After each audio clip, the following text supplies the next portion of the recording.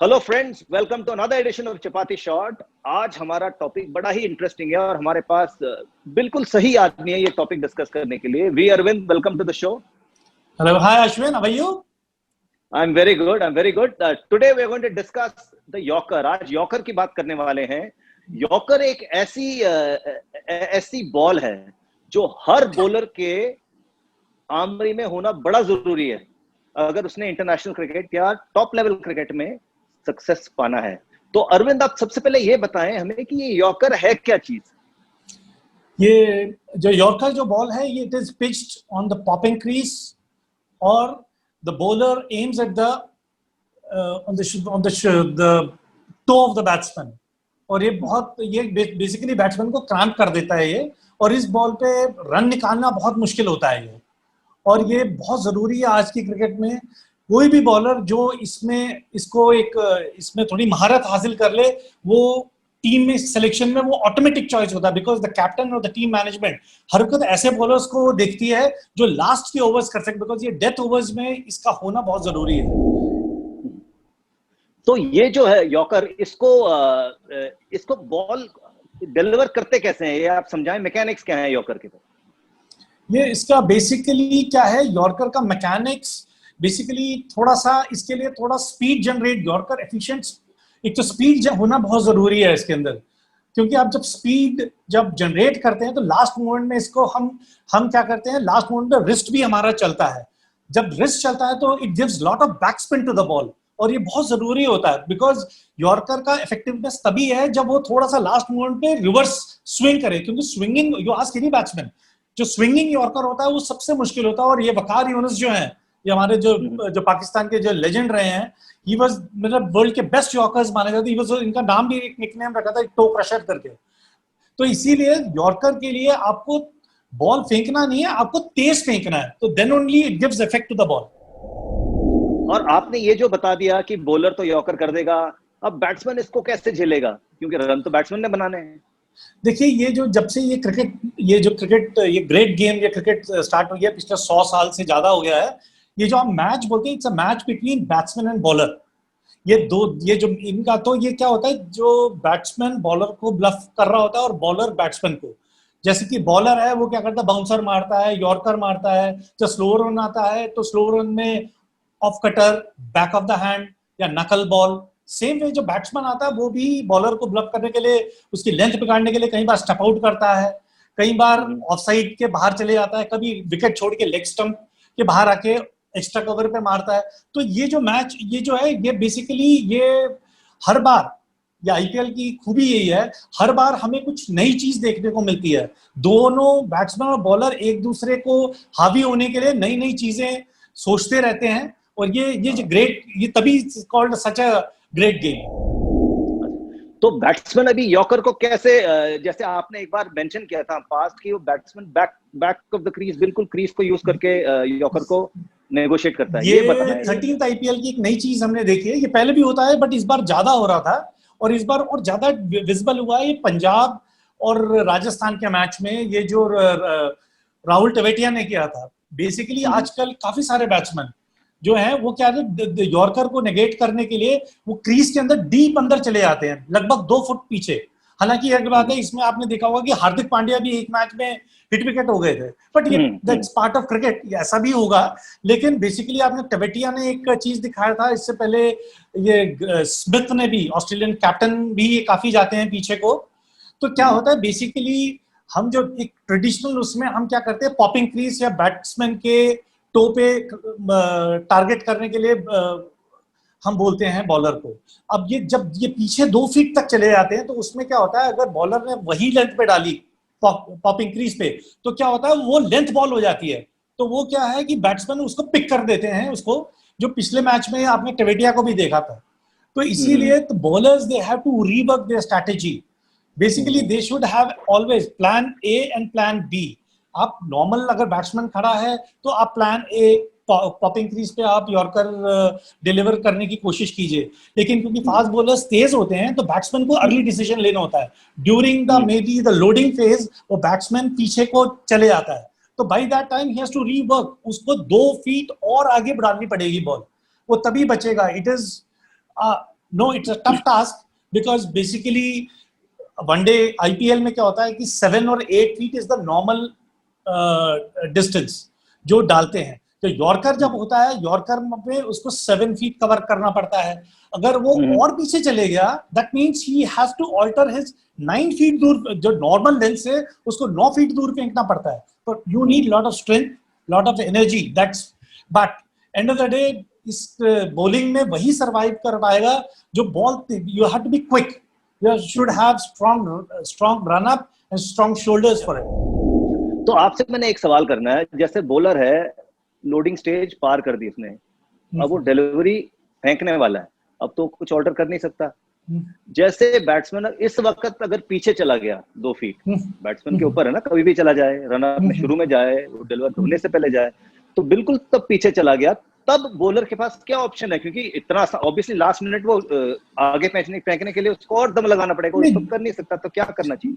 नहीं, देखिए क्या होता है कि एक बार अगर जो लोडिंग फेज में जो बैट्समैन ने करना होता है कर लेता है, बिकॉज फास्ट बॉलिंग में नहीं इतनी तेज आती है, बैट्समैन को उस पहले ही जाना पड़ेगा। अगर फ्रंट फुट इंपैक्ट के वक्त तो बैट्समैन कुछ कर ही नहीं सकता, बट स्टिल सम बैट्समैन वो डिले करते हैं पीछे जाना भी, बट लास्ट मोमेंट में तब उनके पास other options there is either you bowl a wide yorker, जैसे पिछले मैच में आपने देखा शिवम मावी ने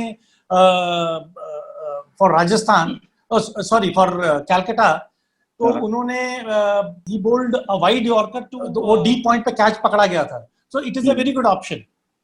Okay, so that is there, and the other very good ball is slow one with back of the hand. ये स्लो रन में ये most बहुत इफेक्टिव होता है, बिकॉज ये बैक ऑफ द हैंड में एक एडवांटेज क्या होता है, क्योंकि जैसे लेग स्पिनर्स जैसा टॉप स्पिन डालते हैं ना, तो basically back of the hand का एडवांटेज क्या होता है, जैसे ही विकेट पे बॉल बाउंस होती है ये एक्स्ट्रा थोड़ा बाउंस करती है, तो और बैट्समैन डजंट लाइक बाउंस, वो उसमें मिस होने के चांसेस बहुत ज्यादा हैं और कैच आउट होने के बहुत ज्यादा चांसेस होते हैं, so it is the second option.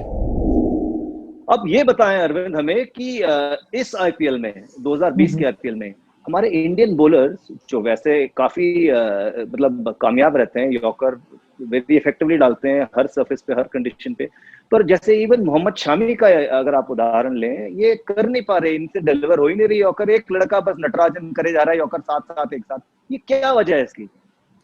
देखिए, एक तो इसका एक रीजन ये है कि अगर आप एक तो कंपैरिजन करेंगे, बेसिकली इंडिया में जो हम अभी तक इतने आईपीएल्स तो सारे इंडिया में हुए या डोमेस्टिक क्रिकेट या इंटरनेशनल भी, इंडिया में ग्राउंड होते हैं हार्ड, और यूएई में बेसिकली हम रेगिस्तान में क्रिकेट खेल रहे हैं, ऊपर तो घास है बट नीचे है तो रेती, तो इसीलिए आपने देखा होगा कि स्कोर्स भी क्या, इंडिया में जितने आउटफील्ड तेज होते हैं यहाँ आउटफील्ड भी स्लो है।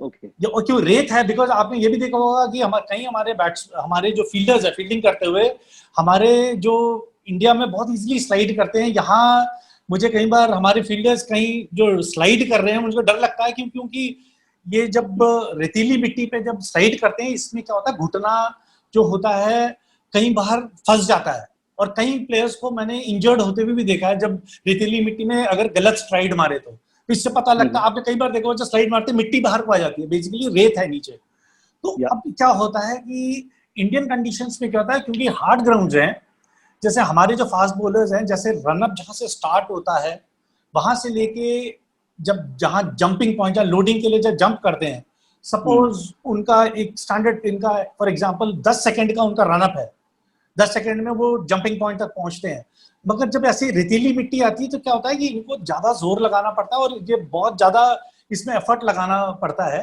तो इसमें क्या होता है कि instead of 10 seconds they will reach there by 11 और 11.5, मतलब 1.5 सेकंड एक्स्ट्रा लेते हैं ये, और ये बहुत ज्यादा होता है, बिकॉज इसमें क्या होता है, इनको रिदम नहीं, आपने देखा होगा इंडियन बॉलर्स को बहुत सारे वो उनका रिदम नहीं मिल रहा उन्हें, क्योंकि उनकी जो टाइमिंग है वो खराब हो रही है। हालांकि ठीक है 1 महीने से वो प्रैक्टिस कर रहे हैं, बट स्टिल वो इतने सालों से जो इंडिया की हार्ड विकेट्स या वर्ल्ड ओवर में हार्ड विकेट्स पे खेलते हैं, ऑस्ट्रेलिया, इंग्लैंड उधर, बट यूएई इज डिफरेंट।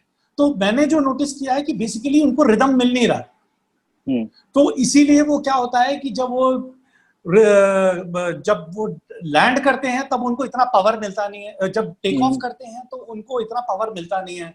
तो उसके बाद जब वो back, if one is the right hand fast bowler, जब वो बैकफुट लैंड होता है तो क्या होता है, he is not able to hold his action, बहुत जरूरी होता है। तो अगर वो होल्ड ही कर पाता तो क्या होता है, द नेक्स्ट स्टेज क्या होता है, बैकफुट के बाद जो फ्रंट फुट इंपैक्ट आता है, तो अगर होल्ड नहीं कर पाता तो क्या होता है, ट्रांसफर ऑफ वेट एफिशिएंटली नहीं कर पाता फिर वो।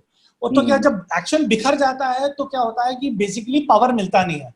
और फास्ट बॉलिंग में बहुत, यॉर्कर मारने के लिए सबसे जरूरी होता है कि जो गलती काफी सारे हमारे ये जो पंजाब के बॉलर्स ने किया था, दे आर, वो बीट शामी और बीट कॉल्ट्रल, जो पंजाब के बॉलर हैं, दे आर पुटिंग बॉल, दे वो बॉल वहां रख रहे हैं, बॉल वहां, उनको बॉल फेंकना नहीं है, उनको बॉल तेज फेंकना है, बिकॉज यॉर्कर का तभी फायदा है अब फुल थ्रॉटल पे करो। तो ये बेसिकली ये क्या है, बॉल वहां they are putting the ball there, इसीलिए उनकी एफिशिएंसी घट रही है इसमें।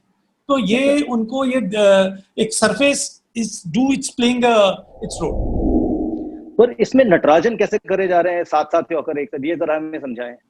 देखिए नटराजन का क्या है, he doesn't derive anything from his run up, उनको कोई फर्क नहीं पड़ता, बिकॉज उनका मैंने वो चेन्नई लीग, वो जो तमिलनाडु लीग में भी देखा था, और थोड़ा बहुत डोमेस्टिक विजय हजारे ट्रॉफी और मुश्ताक अली ट्रॉफी में भी देखा था।